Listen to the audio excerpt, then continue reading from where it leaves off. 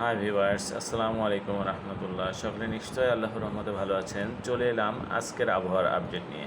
আজ শনিবার দুপুর 2টায় এই মুহূর্তে আমরা আবহাওয়ার আপডেট সম্পর্কে একটু জেনে আসি উপগ্রহ চিত্রের মাধ্যমে।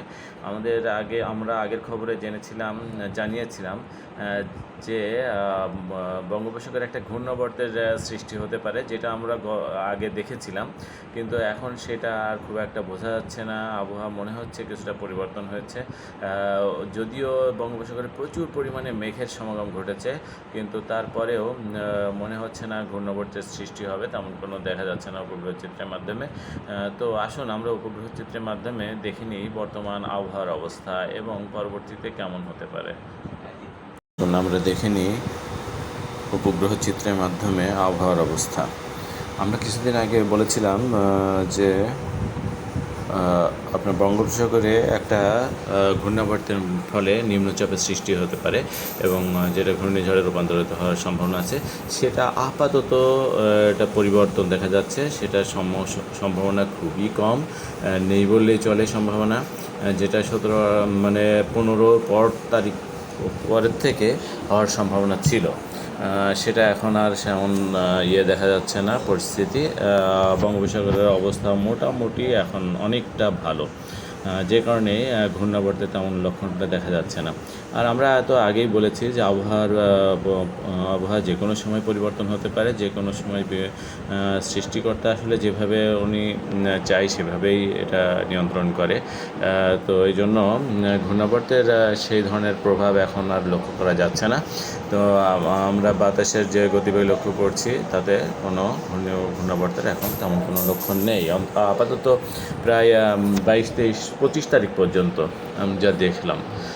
তো আমরা দেখি বর্তমানে আজকে থেকে আবহাওয়ার একটা পরিবর্তন লক্ষ্য করার কথা ছিল, কিন্তু সেটা এখনও তীব্র তাপপ্রবাহ বিরাজমান আছে। কিন্তু আপনারা দেখতে পাচ্ছেন যে কিছুটা আবহাওয়া পরিবর্তন হচ্ছে, সেটা হচ্ছে আমাদের সিলেট অঞ্চলে, কক্সবাজার, চিটাগাং, বরিশাল, এইসব নজিরহাট, দেখুন এইসব লালমোহন, এইসব এলাকায় কুমিল্লা, এসব এলাকায় কিছুটা আবহাওয়ার পরিবর্তন হচ্ছে, কিছুটা একটু ঠান্ডা আবহাওয়া থাকবে, যেহেতু ওখানে ধীরে ধীরে বৃষ্টি হওয়ার সম্ভাবনা আছে। কিছু কিছু জায়গায় বেশ ভালোই বৃষ্টি হওয়ার সম্ভাবনা আছে। দেখুন এইসব অঞ্চলে যে মৌলভীবাজার, লখাই, এইসব অঞ্চলে একটু বৃষ্টিপাত হওয়ার সম্ভাবনা আছে। আর সাথে সাথে আমাদের দক্ষিণবঙ্গে বেশ খানি শুষ্ক আবহাওয়া, এবং আপনার রংপুর, রাজশাহী, খুলনা, যশোর, মেহেরপুর, কুষ্টিয়া, চুয়াডাঙ্গা, আলমডাঙ্গা, এইসব অঞ্চলে তেমন খুব একটা বৃষ্টিপাতের দেখা যাচ্ছে না, বা মেঘও দেখা যাচ্ছে না। আমরা একটু দেখে নিই যে সময়ের ব্যবধানে কতটুকু কী পরিবর্তন হচ্ছে আবহাওয়ার, একটু দেখে নিয়ে আসুন। দেখুন এই যে পরিবর্তন হচ্ছে, এই যে খুলনা অঞ্চলে কিছুটা বৃষ্টি হবে, পরবর্তীতে আবার পুরো দেশ ক্লিয়ার হচ্ছে, পরবর্তীতে ময়মনসিংহ এলাকায় এবং এইদিকে ভারতের আলিপুরদুয়ার, শিলিগুড়ি এলাকায় ভালো বৃষ্টিপাত হবে। এবং এই যে আপনারা দেখতে পাচ্ছেন এই সময় পুরো বাংলাদেশের প্রত্যেকটা অঞ্চলেই কিছুটা মেঘের দেখা মিলবে। সেটা হচ্ছে রবিবার, আগামীকালকে কিছুটা সারা বাংলাদেশের ওপরেই থেমে থেমে বিভিন্ন জায়গায় কিছু কিছু বৃষ্টি হওয়ার সম্ভাবনা আছে। কোথাও ভারী বৃষ্টি, কোথাও ঝিরে ঝিরে বৃষ্টি, এমন হওয়ার সম্ভাবনা আছে। আর একটু দেখে নিই পরবর্তীতে আবহাওয়া আরও পরিবর্তনকে আসছে। দেখুন রবিবার দিনই পুরো ক্লিয়ার হয়ে যাচ্ছে। আবার সোমবার দিন কিছুটা আমাদের সমুদ্র তীরবর্তী এলাকায় বৃষ্টি হবে, সারা বাংলাদেশে মেঘ দেখা যাচ্ছে। এবং সোমবার দিন আমাদের মেহেরপুর, রাজশাহী, পুরো বাংলাদেশের বিভিন্ন জেলায় বৃষ্টি হওয়ার সম্ভাবনা দেখানো হচ্ছে উপগ্রহ চিত্রের মাধ্যমে। আমরা দেখে আসি আরও। এই যে দেখতে পাচ্ছেন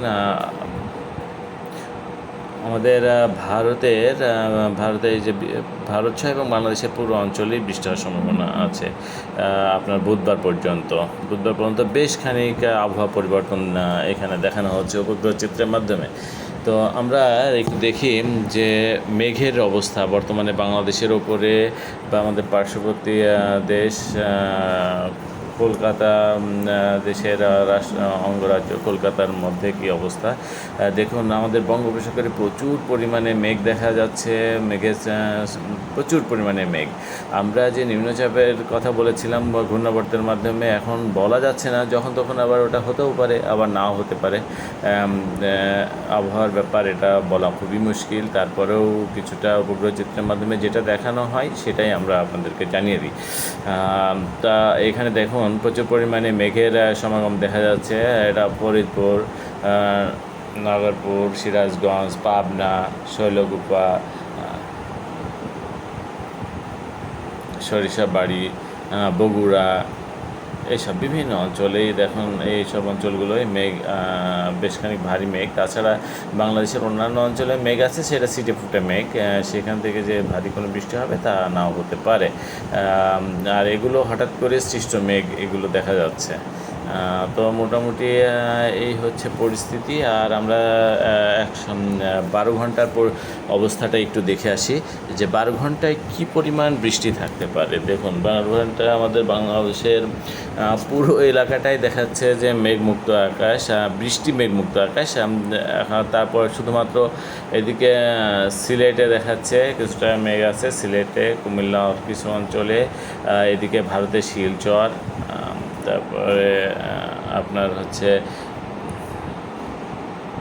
এদিকে আমাদের কক্সবাজারের কিছু অঞ্চল, মহেশখালী, টেকনাফ, চিটাগাং, এইসব অঞ্চলে কিছু জায়গায় মেঘ দেখা যাচ্ছে। আপনার 24 ঘন্টার মধ্যে সেটা আরেকটু বাড়ছে। বঙ্গোপসাগরে তো প্রচুর পরিমাণে মেঘ দেখা যাচ্ছে, সেটা হচ্ছে চিটাগাং, ঢাকা সহ সিলেট, ওদিকে ভারতের গুয়াহাটি, এইসব অঞ্চলে প্রচুর পরিমাণে মেঘ দেখাচ্ছে। এছাড়া কলকাতা সহ আমাদের বাংলাদেশের দক্ষিণবঙ্গ পুরোপুরি ক্লিয়ার দেখানো হচ্ছে বা মেঘমুক্ত আকাশ দেখানো হচ্ছে।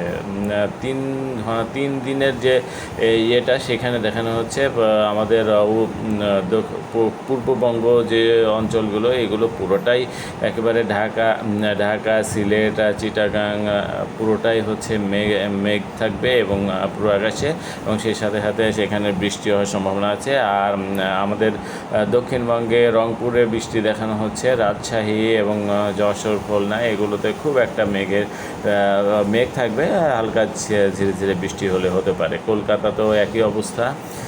আমাদের পঞ্চম দিনে যেটা দেখানো হচ্ছে, এখানে বেশ খানিক ভারী বৃষ্টি লক্ষ্য করা যাচ্ছে। সেটা হলো আমাদের বঙ্গোপসাগর সহ আমাদের সমুদ্র তীরবর্তী এলাকাগুলো, চিটাগাং মূলত, তারপরে সিলেট এবং রংপুর এলাকার কিছু অঞ্চল, এইগুলোতে ভারী বৃষ্টি দেখানো হচ্ছে। তাছাড়া আমাদের ঢাকা, রাজশাহী এবং খুলনা, এইসব অঞ্চলে তেমন খুব একটা ভারী বৃষ্টির সম্ভাবনা নেই দেখানো হচ্ছে। তো বন্ধুরা, ভিডিওটা অনেক বড় হয়ে গেছে, আজকে এই পর্যন্ত রাখি। ধন্যবাদ সকলকে। আসসালামু আলাইকুম ওয়া রাহমাতুল্লাহ।